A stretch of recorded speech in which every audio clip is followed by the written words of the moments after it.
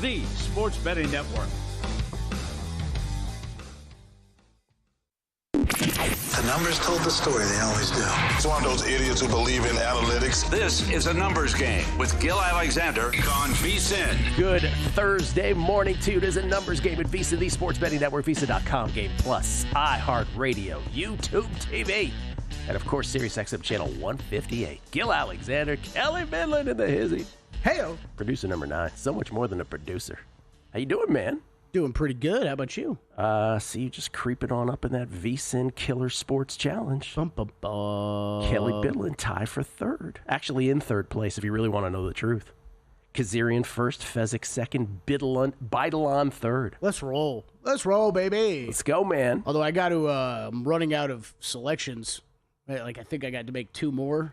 Well, we're all running out. Yeah. We're all running out. That's actually been it's been annoying / the fun part of the strategy of playing it, right? Of knowing that you've got to get 20 in. Right. So you're kind of going heavier earlier in rounds than I was planning on that. By the way, what I'm referring to, in case you missed it, the VSiN Killer Sports NBA Playoff Challenge. Killer Sports, where Carl Sack, formerly the NBA guru, Carl Sack, who comes on this show all the time, moves NBA markets when he releases plays.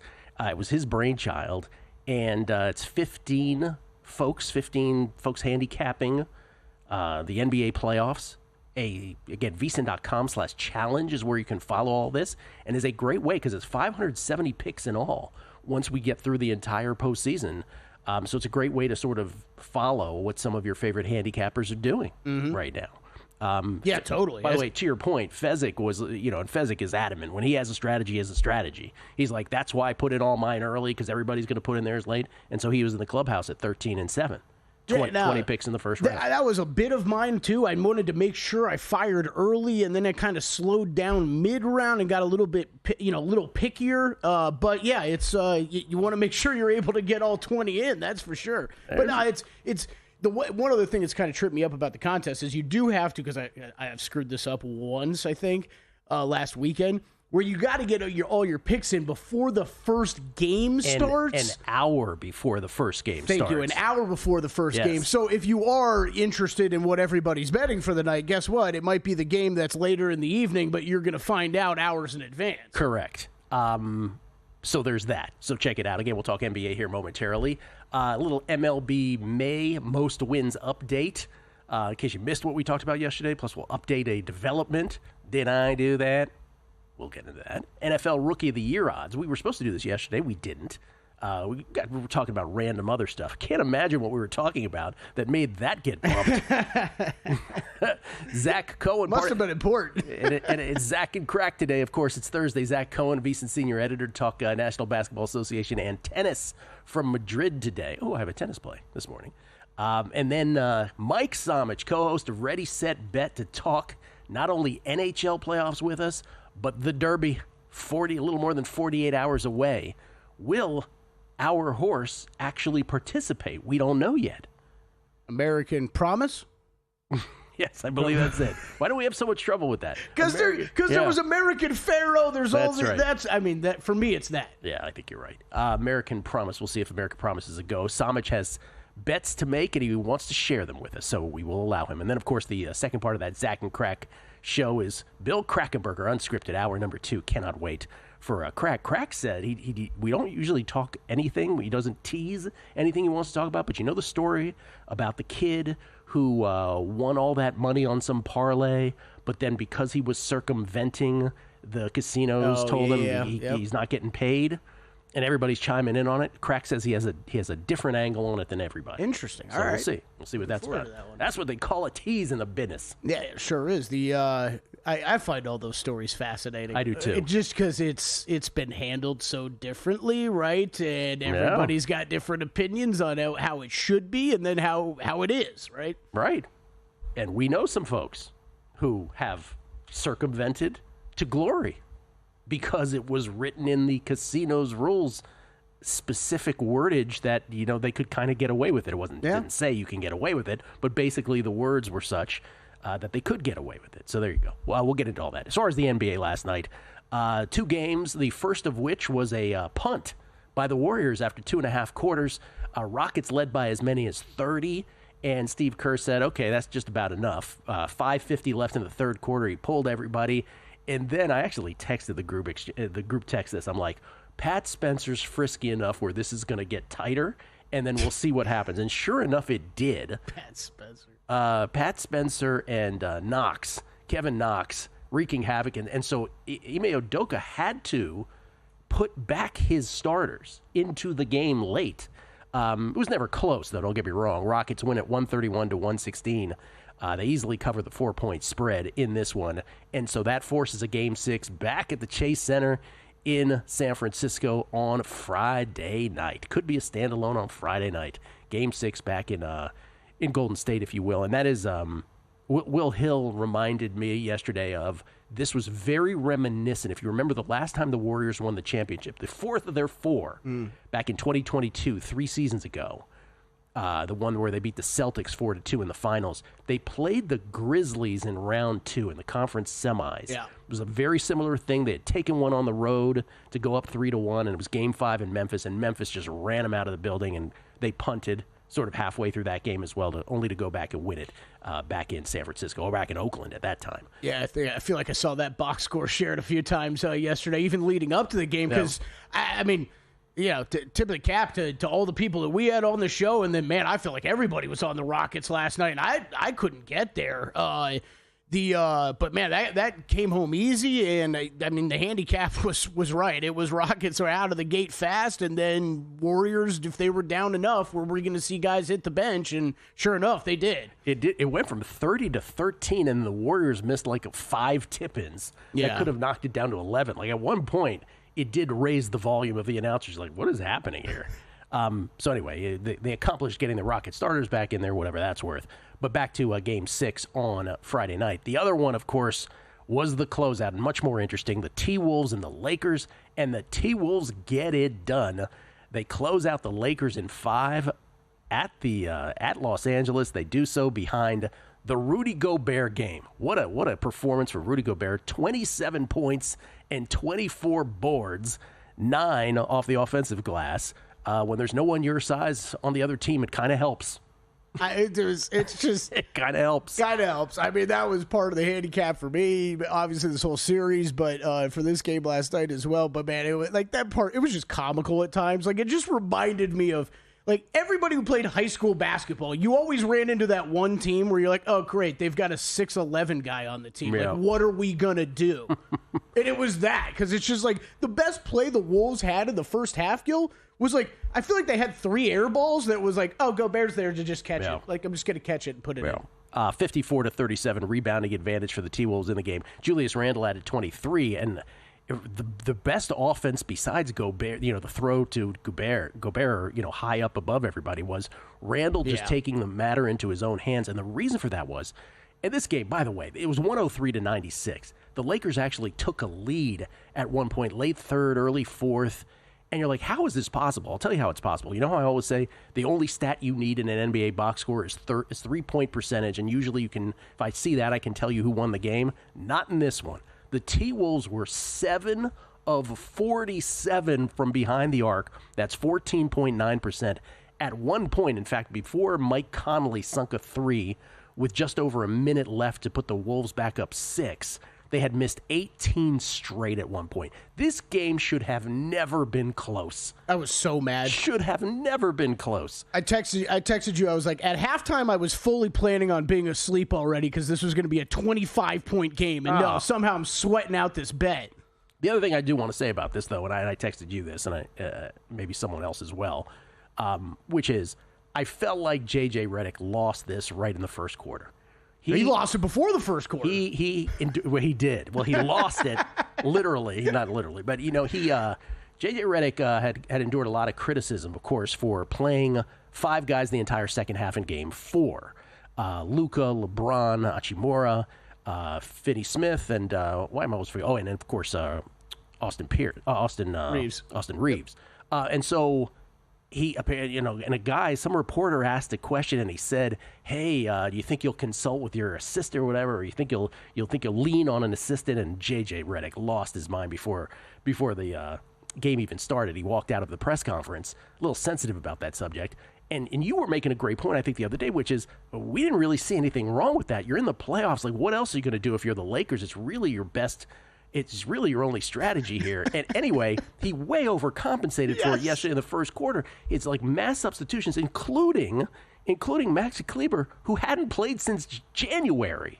He's been injured basically the whole year. Maxi Kleber, he's been a part of playoffs for several years for the Dallas Mavericks, a familiar name for NBA fans out there. But, oh boy, at his age, it doesn't really answer the size problem too much. Yes, he's a bigger guy you could put out on the court, but he's barely played. And he's he hadn't practiced or had one practice with the Lakers? So, yes, Redick completely overcompensated, going too far the other way. It was bad. That's it. Goodbye, Lakers. 1-2-3 Cancun. LeBron looked old. He looked tired. Yeah. He did. Supposed alleged face of the NBA per Wyatt Tomchek. LeBron looked very tired. Nice shot. From the back. It was bad second half. I mean, the Lakers started to get the calls, too. I never like to be that guy, but the second half, the whistle started to go their way on everything. I mean, count me as the millionth person to say this, but good God, LeBron, really? Every time it's like you're dying on the court? Is that what's happening right here? I forget the tweet or who texted me this, sorry, but the great tweet I saw of, this is the same LeBron James that we all said could play tight end in the NFL when he went down like a sack of bricks on that one hit. Yeah. Hey, man. It's 40. Yeah, it was tough to watch that part. T-Wolves go on. They'll play the winner of the Rockets-Warriors series, which is, of course, yet to be determined. 2 games tonight. We'll see if we have plays. I do, by the way, in one of them. And the tennis play of the day as well. Coming up, Numbers Game, VSiN, the Sports Betting Network. Time. There's nothing more valuable. It's what drives everyone to make the most of every moment. We celebrate living large in the now. In a city where time disappears, we create experiences that electrify the soul and memories that will last forever. We go big, we go all night, and here, everyone is invited. So get loose and get loud. This is Circa. You'll have the time of your life. So, Paulie, have you had a chance to read the VSiN Daily yet? Yeah. Came in at 3 a.m. What's Bill doing up that late? Well, rumor has it, it starts off with a 12-hour meditation session. Then he just pours himself over film and live TV, really focusing and taking it all in. Bill's in with the biggest insiders, talking trade secrets, strategies, the whole nine, absorbing the info. And then and only then can the writing process begin.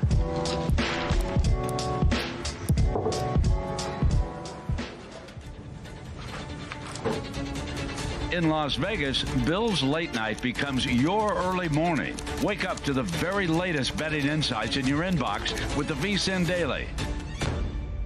Sign up for free at vsin.com/newsletter. On the next Money Moves, we're covering everything from the NHL, NBA, and even the ponies. NBC Sports' Nick Luck will join us to help break down the 151st running of the Kentucky Derby. Can journalism live up to the hype and claim the run for the Roses? NHL hockey betting analyst Nick Alberga is going to stop by as well to preview all 4 elimination games on deck. It's happening here starting at noon Eastern, 9 a.m. Pacific, right here on VSiN, the Sports Betting Network.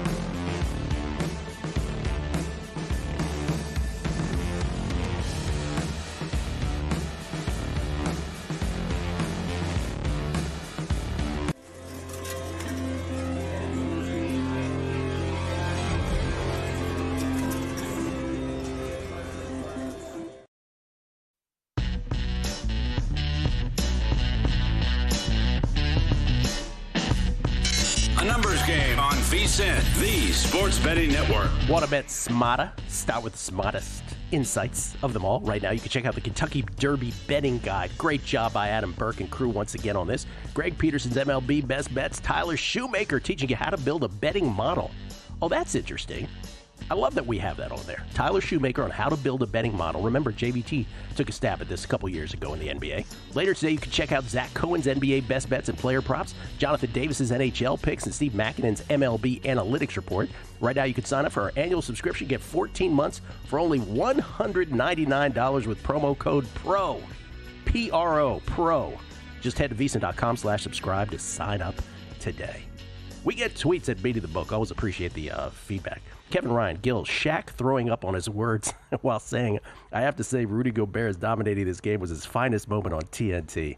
Hysterical. Mr. B. That's another Shaq thing. I thought he had planned that out way too far in advance. I didn't think it was funny at all. I agree. I didn't think it was that great. And then actually his vomiting motion was way too good. It made me kind of want to vomit. He did it too many times. Yeah. Mr. B, AL Cy Young, Max Fried, sneaky. You know who's all over that early? Michael Montesano. Max Fried, AL Cy Young. We'll see. We shall see about that.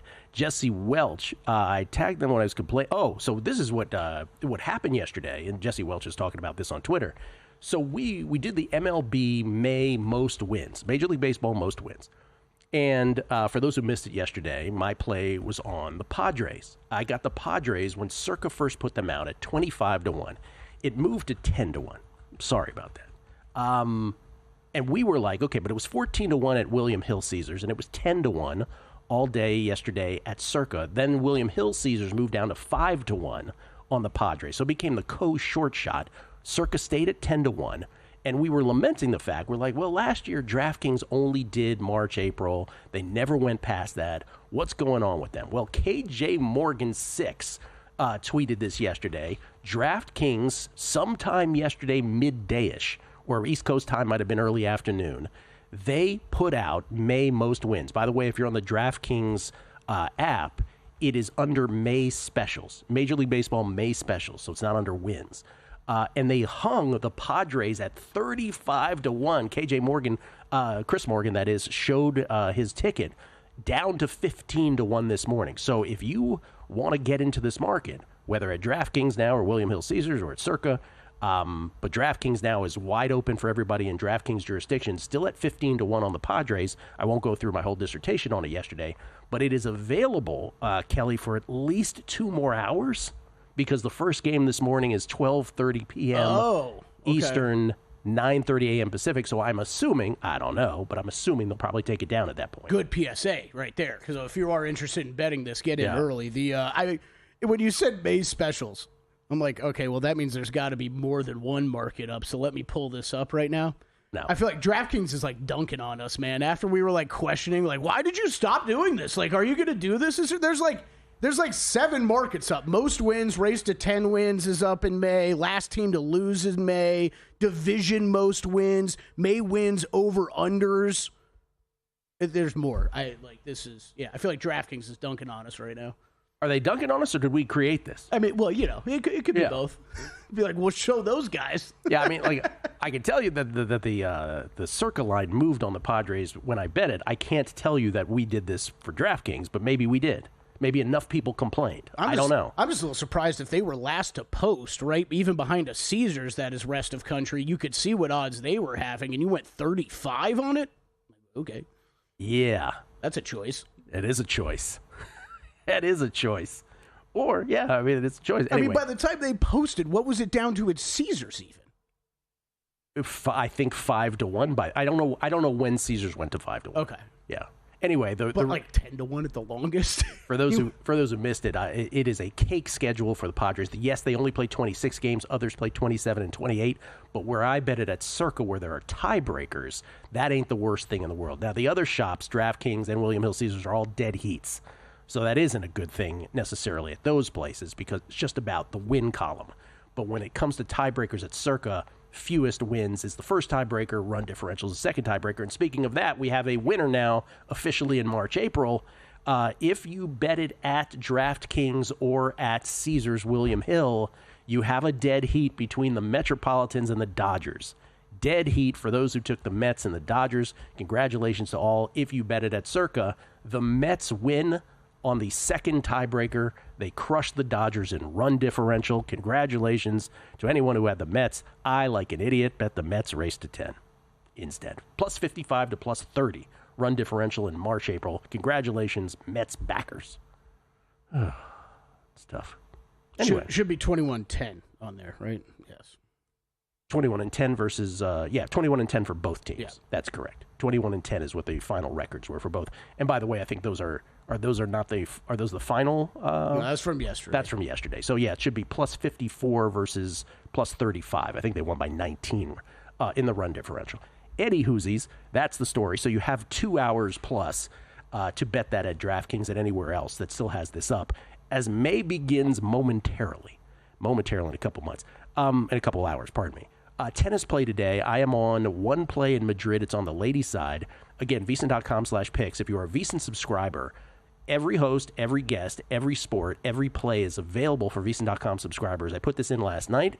Elina Svitolina, plus 171 against Arina Sabalenka in the WTA 1000 in Madrid, the semifinal today. Svitolina, when I looked this morning, was about plus 147. Not quite as good. I'd still play it, but it's right on the edge, quite frankly. But Svitolina plus 171. Again, it pays to be a subscriber. If nothing else, you'll get the CLV, typically. But if Elina Svitolina's clay numbers in the last 6 months, eagle-like. That's all I have to say. By the way, Sabalenka in some controversy yesterday against Kostyuk. She was playing the delay game with the rain coming. Kostyuk did not like it. Kostyuk was right about that. To the NBA, as far as tonight's games, Mr. Baidalan, did you make a play on either of these two tonight? You know what? I ended up making a small one. Clippers first half. I decided to go that way. So laying 4 first half with the Clippers. Expect to see a better team with them coming home. I still think they have the better roster. I think when you're talking that full game number, 6.5, 7, though, that's a lot for me to consider for a full game. So I do like the Clippers to respond tonight. I still think they got the better team, but not a heavy bet for me. Just decided to go first half. I took the Pistons tonight. Took a minus 1.5. I think it's minus 2 in the contest. I was on the T-Wolves with you last night. Both in real life and the contest itself. I'll be on the Pistons tonight. It is a little worrisome, I'll be honest with you. I don't go in with it with the massive amount of confidence, but I do think the Pistons should have won this series already. You could make the argument that they could have won this already 4-1. Shoulda, woulda, coulda, of course, right? They're down 3-2, but I'm talking about the foul that wasn't in the corner, Josh Hart on Tim Hardaway Jr.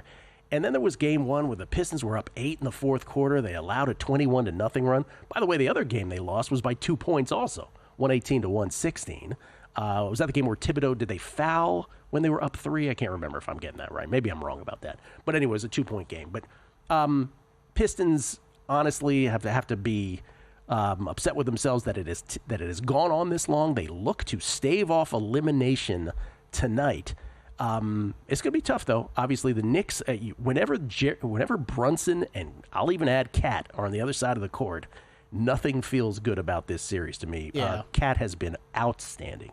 He's got to have a big game tonight, too, especially if Brunson's kind of banged up. I actually think if I was more confident in the health, I actually think I'd be on the New York side of this. I kind of have a Knicks problem at this point. You just get to the playoffs, and you look at the talent.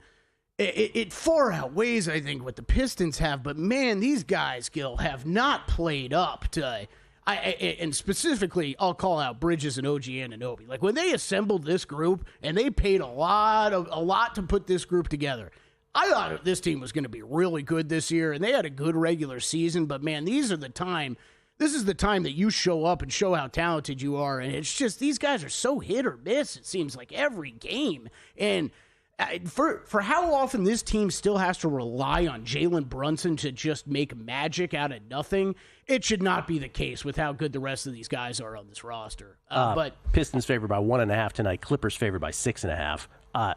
Friday night, tomorrow night, Golden State in Game 6, by the way, installed as a 4.5 point favorite. Yeah, I'm in on that already. on the Warriors. There you go. I laid 4.5 at the Dubs. That's another one though, kind of like tonight, Gil. Yeah. I small bet for me right now, just because like the Warriors are banged up. You know, you got Steph with the thumb, you got Jimmy with the back, and whatever else Jimmy's always dealing with. The thumb does not look human. It doesn't, and it's become a story now that it's very clear the Rockets are attacking it. Like you can do that, you can hit a guy on the hand after he shoots, and it's very clear that Dylan Brooks admitted it. Yeah, it's very clear that they are going after that shot. It's hard to blame them if you're playing within the rules of the game, but. Man, that must-win feel, going home to close it out after getting embarrassed on the road with the veterans that are on the Golden State side. Yeah, sign me up for 4.5. I'm laying that now before it gets too far. I don't know how embarrassed they are. I really don't. I feel like they're like, yeah, it's just always a possibility. That's probably fair, too. But Steve Kerr said he asked Draymond. He's like, how much longer do you think we should go before we... He's like, 5 minutes in. They've been through this before. It's a team who knows who they are. Zach Cohen, NBA and tennis next. And they're off.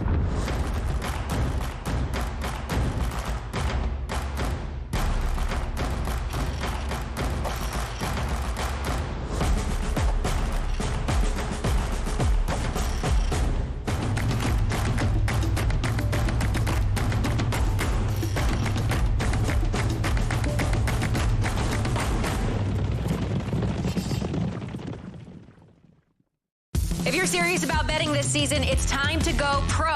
Right now, you can score 14 months of VSiN Pro for just $199. That's 2 extra months on us. We're talking daily best bets, exclusive splits from DraftKings and Circa, full access to the VSiN Watch app, and all of our betting guides, including the Kentucky Derby and the big one, the NFL betting guide. But don't wait, this offer is gone May 31st. Head over to VSiN.com/subscribe and use the code PRO, P-R-O, to lock it in and join us on the Sports Betting Network.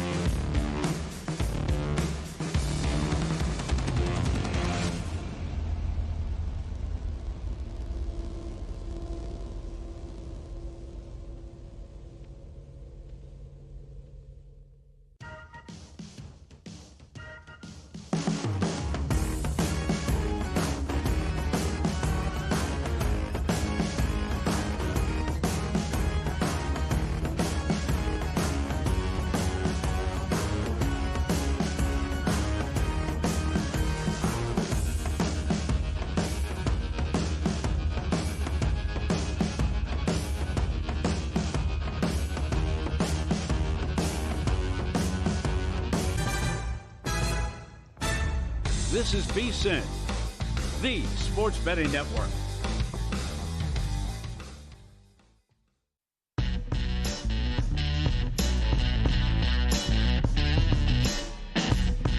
A numbers game on VSiN, the sports betting network. Derby Day almost here, less than, well, not less than, but almost 48 hours away. Why not make your first bet your best bet? With First Bet, you can wager on Churchill Downs, Belmont Park, and tracks around the world, all from your phone. Go to firstbet.com, that's the number one, stbet.com, and enter promo code VSIN200 for a $200 sign-up bonus. Don't miss out. Bet smarter on the Derby with firstbet.com. Skill Alexander, Kelly Bidlin alongside. This is a great tweet from Eric Biggio, our buddy who works over there at Caesars, William Hill. He does have a clarification. I forgot about this, right?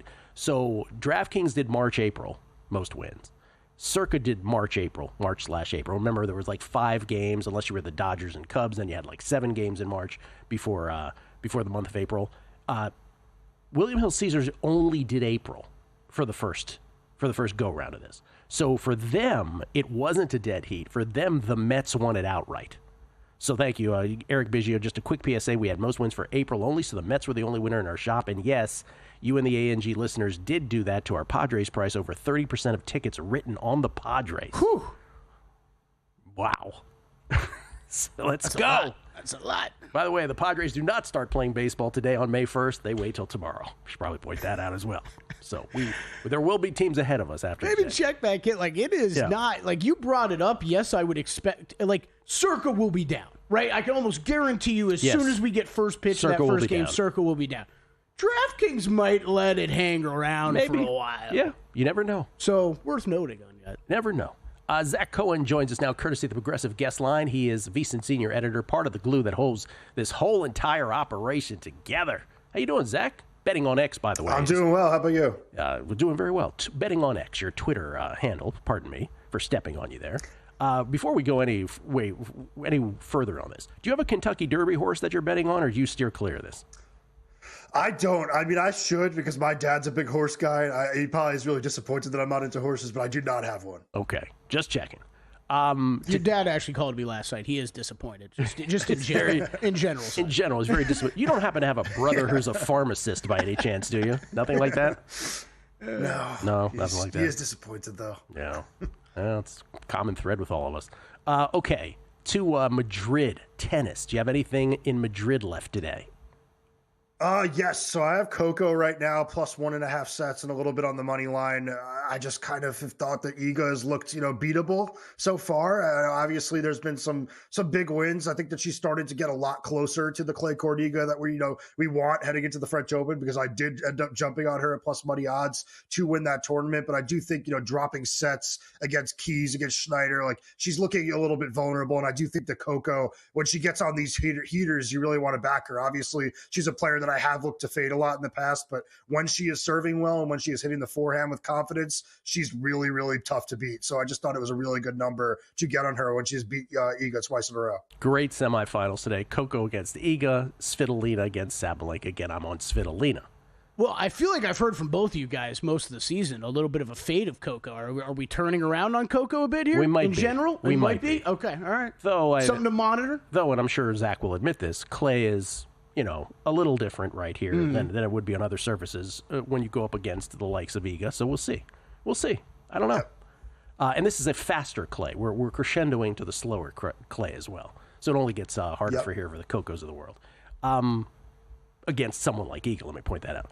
Okay, to the National Basketball Association. By the way, we were talking about the VSiN Killer Sports Challenge. The VSiN Killer Sports NBA Playoff Challenge. I mentioned Kelly is in third. Look at the sneaky, freaky brother sneaking in from the rear. Zach Cohen, 11-8. Right after that in 5th place. Let's go, Zach. Well done. You had 2 winners yesterday? Yeah, I had the Timberwolves last night, like everybody else did, and then I had the God, I already forgot who played in the first game. Rockets, but I did have 2 winners. Rockets, yes, yes, I had the Rockets.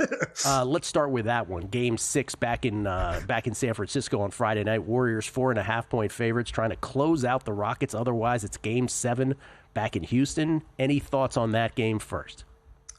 Yeah, I kind of think that Houston's getting a few too many points. I do think there's a world in which the Warriors win a really close game. I just kind of think that the Rockets have played really well defensively all series, which is what we've expected. We've been waiting on them to kind of start making some shots, and now Fred VanVleet has started to get himself going. I think Şengün has figured out how to score in the post in this series, so I do think that Houston is playing a little bit better offensively and can compete with this Warriors team. I'm not sure what that means going forward. I think they dug a little bit too much of a hole at 3-1. But I do think that we could potentially see a game 7 here, and maybe that's where the Warriors' experience helps them. But I do think the winner of this series ends up losing to the Timberwolves pretty easily.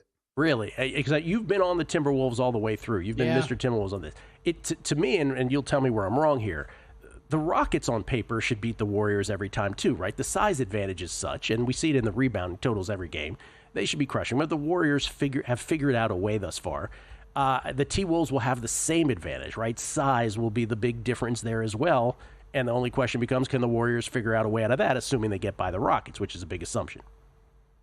Yeah, I think that the Timberwolves have the same advantage in terms of size, like length and athleticism, but I also think that they have a lot more shot making than Houston does. I just think, there's nobody like Anthony Edwards on Houston that you could roll the ball out to and go get us a bucket. And I don't think there's even anybody quite like a Julius Randle. I think that if they had him on the Houston right now, that would help them. I just think that there's going to be a little bit too much of that in that series, especially when, Steph's a little bit banged up. The Timberwolves have a few guys they can throw on him as well, the way that the Rockets can. And I do think that, Minnesota is just really, really deep, and not just deep with like decent players. They are deep with very good, proven playoff players. Like those 3 guys that come off the bench, Nickeil Alexander-Walker, Dante DiVincenzo, Naz Reid, those guys can be starting on a lot of different teams, and all of them can contribute in the postseason. You have the T-Wolves to win the West, correct? Yes, I have the T-Wolves to win the West twice, actually. I took it 20-1 and 33-1. And I would imagine there's nothing you've seen so far that would take away from your belief in them against the Thunder. No, I mean, I took this hoping to hedge when they do face the Thunder, and hoping that like the number is good enough where I can make money either way. But I'm not going to hedge in the second round. I think that they're going to get there and face the Thunder. I don't want you to hedge in the next round either. I want you to see it through. What about tonight? We have a pair of games. The Knicks look to close out the Pistons, but it's back in Detroit for Game 6. Pistons 1.5-point favorites, and then it is Game 6. In Los Angeles, the Nuggets up 3-2 on the Clippers. Clippers trying to stave off defeat as well. They're 6.5-point favorites. What do you have tonight?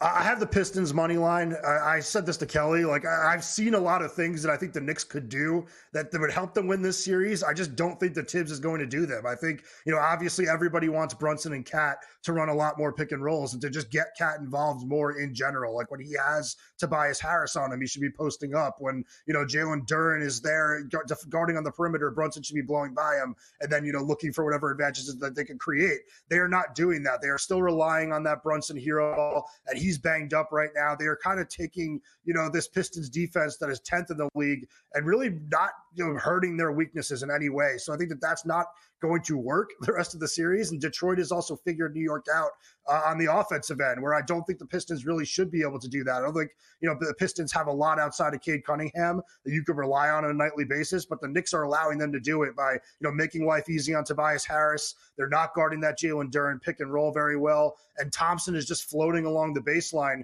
dunking everything because the Knicks are falling asleep off the ball. I don't think that's going to change the rest of the series. The only thing about that criticism of Thibodeau and having like Cat do pick and rolls, I don't know that Cat wants to do that.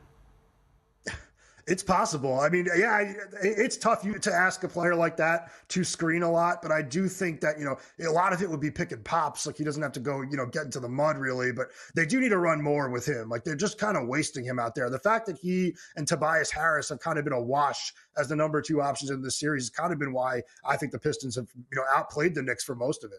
Pacers-Cavaliers is the only conference semifinal that we have established.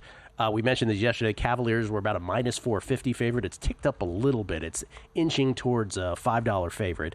Pacers, plus 375 on the comeback. Any notion on betting the Pacers at that price, or are you just all about the Cavs here?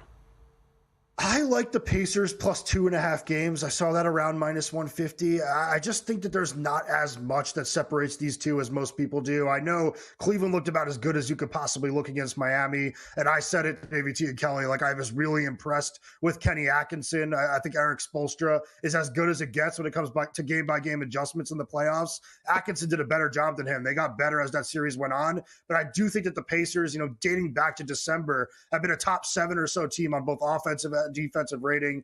I don't really see why the Cavaliers would blow them out. I know that this is a really explosive offensive team, but I like the way that Indiana's defended over the last 4 or 5 months, and I think that they're going to be able to score on this Cavaliers defense. Cavaliers, Celtics, potential Eastern Conference Finals. Who are you backing? I would take the Celtics. I mean, I thought that Boston they went against a really good Orlando defense and kind of came out of it in an impressive way. I know that Magic offense was a disaster, but I think that's the type of series that makes you stronger moving forward. Zach, appreciate it, man. Good luck with all the bets.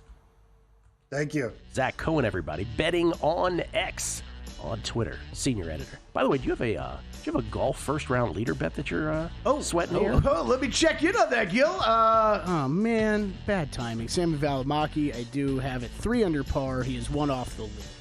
What's your number? 80-1. Just a casual 80-1. I got to comment on this series price when we come back. Okay, we'll do that. And Mike Samich on the Derby next. In the heart of downtown Las Vegas, a sports oasis awaits. Stadium Swim, the ultimate outdoor amphitheater, built for the ultimate sports fan, with a colossal screen that brings the game closer than ever. Reserve a daybed, private cabana, or lounge in the center of it all. 6 pools to dive into as the game heats up. And the best part, there's never an off-season. Open 365 days a year. Stadium Swim, it's always spectator season. Your favorite VSiN shows and personalities are now available to download as podcasts. Catch every hour of our live broadcast with VSiN Best Bets, or find your go-to show and download it directly. Get instant reactions to last night's games, sharp analysis on today's biggest matchups, and everything in between. Whether you're commuting, working out, or just catching up, VSiN lets you take the action with you wherever and whenever you want. Search VSiN on your favorite podcast platform and get in on the action with VSiN, the sports betting network.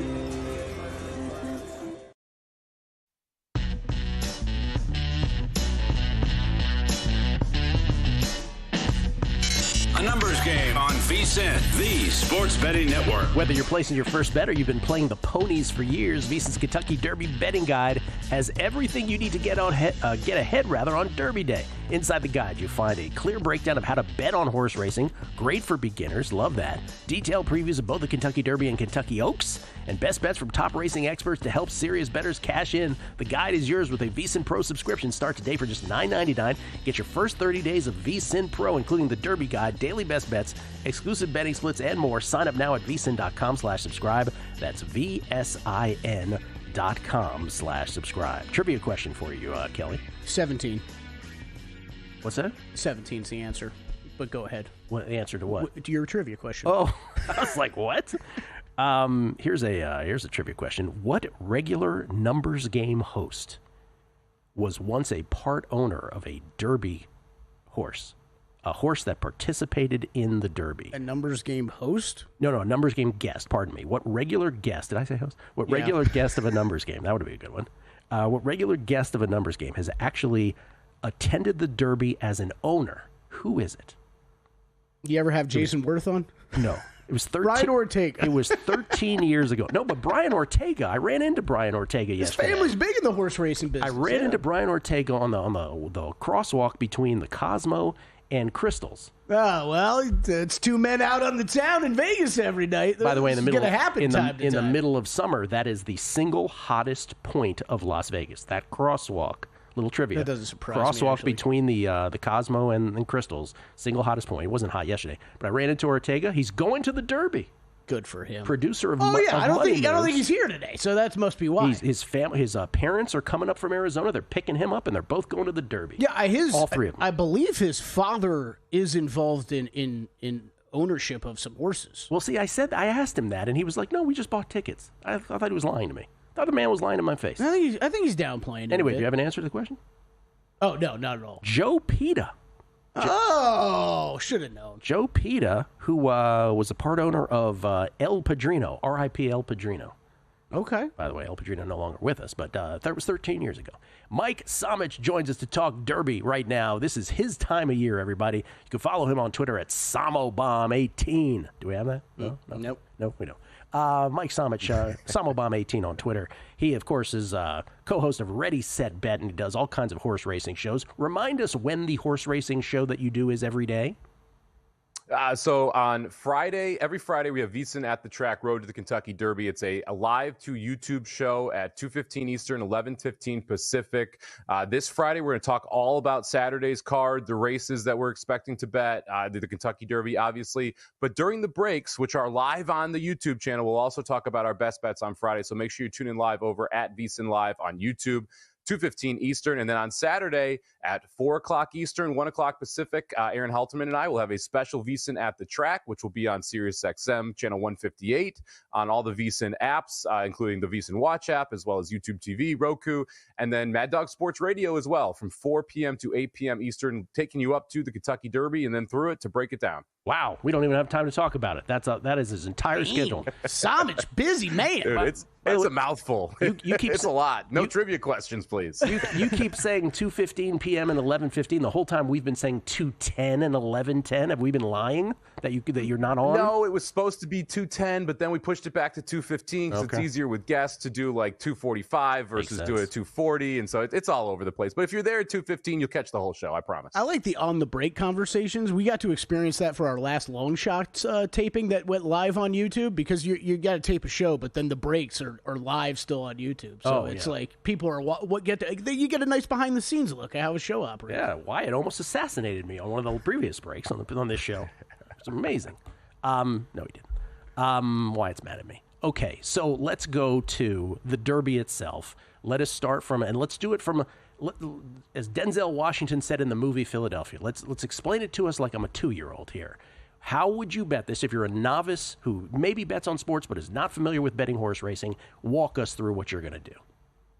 So the easiest thing to do, just bet someone to win. Your horse has to cross the line first. That's the most simple bet that you can make in horse racing. And this specific race is a great race to do it. The last 5 years, we've seen a horse at least 8-1 or better win the Kentucky Derby. We saw Rich Strike win at 80-1 a couple years back. Last year, it was Mystic Dan at 15-1. The year before, Mage at 18-1. So you're going to get great win prices here if you try to avoid your favorite. And this year, our favorite's going to be Journalism, who 3-1 on the morning line. We've actually seen that float up. So we already have money flowing into the Kentucky Derby win pool. Right now, Journalism sitting right around that 4-1 number. Sandman is right now your second choice at 5-1. That's the number 17 horse. And that was the trivia question Kelly was answering. The post that's never won the Kentucky Derby is the 17 post, Kelly. So good job. Way to go. Way to answer the trivia question without it being Thanks, asked. Mike. Yeah. He's like Kreskin. Hey, take that. Sometimes you're just on a heater, Kelly. So the 17 going to take quite a bit of money here. I would not bet Sandman because of that public money. You're going to get an underlay on him. For me, the 18 Sovereignty is the horse I'm going to be betting to win. So I'm just going to put a win ticket on number 18 Sovereignty. Right now, 12-1 on the odds board, even though we're showing that 5-1 morning line. This is the horse that's getting ignored. Sovereignty won at Churchill Downs last year as a 2-year-old over this dirt course. He was very good on debut in Florida this year. Third race off the layoff. All reasons you should expect Sovereignty to improve. And it's going to be a very, very fast pace. That means they're going to run super fast early, and the horses coming from the back are going to have an advantage in Sovereignty, one of those horses that's a closer. Sovereignty. I'm not going to just be ignored. That's what Sovereignty is saying. What movie is that from, Kelly? No, I don't know. Fatal Attraction. Sovereignty in the 18th. Can I ask you this about American Promise? Drew Dinsick was on earlier this week. He's all about American Promise. We were seeing some rumors yesterday on the old Twitter machine that American Promise might not go. What's that all about? American Promise hasn't looked the best in the morning. So we'll see if we end up having American Promise in the gate. If American Promise scratches out, you're going to get Bieza, the 21 horse who draws in, and there's going to be a lot of talk about Bieza, who ran second to Journalism in the Santa Anita Derby. I will be using Bieza if Bieza does end up drawing in that 21 post. I'll be on the deep dive a little bit later, Gil. I will talk Drew off of American Promise. Don't bet American Promise. Not a good horse to bet. Wow. It's going to talk Drew off of American Another Promise. tease. Okay, for the more sophisticated horse crowd, how are you betting this otherwise? So I like betting the Kentucky Derby Superfecta. It is essentially the holy grail of betting in horse racing. It's $1 minimum bet, so you're spending $1 per combination. Superfecta means the first 4 horses have to be in order. I wrote an article about this in the Kentucky Derby guide, so I have my small budget, medium budget, and large budget Superfecta listed in the guide if you want to go check that out. The average payout over the last 10 years for a $1 Superfecta has been $51,000 for the $1 bet. So I'm going to take a shot here. I'm going to use my lotto ticket on this one. If you are looking for a cheaper Superfecta to bet, and this will be a little bit confusing, but I'll walk you through it here. You play a $1 Superfecta, 8-18 with 8-10-18 with 3-8-10-14-18 with 3-8-10-14-18. That'll cost you $24. And what that means, you got that? What that means is the 8 or the 18 has to win the race. The 8, 10, or 18 has to finish second. And then the 3, 8, 10, 14, or 18 have to finish third or fourth. And it's a more sophisticated bet, but it pays out a lot of money every single year. Okay. Well, that sounds like a lock. All right, rapid fire NBA. What are you betting in the NBA? Give me both unders tonight. Under 213 in the Nuggets Clippers, under 212.5 in the Detroit and Knicks game. The Pistons Knicks, you got the Knicks who are missing or have 2 of their better players injured. Pistons are going to try and make this a battle, a rock fight really underneath. I think this game goes under easily. And then this is actually the highest total we've seen from Nuggets Clippers since game 2. Another game where the Clippers, after that defensive mess in game 5, are going to come back and play well. So I like the under both those games.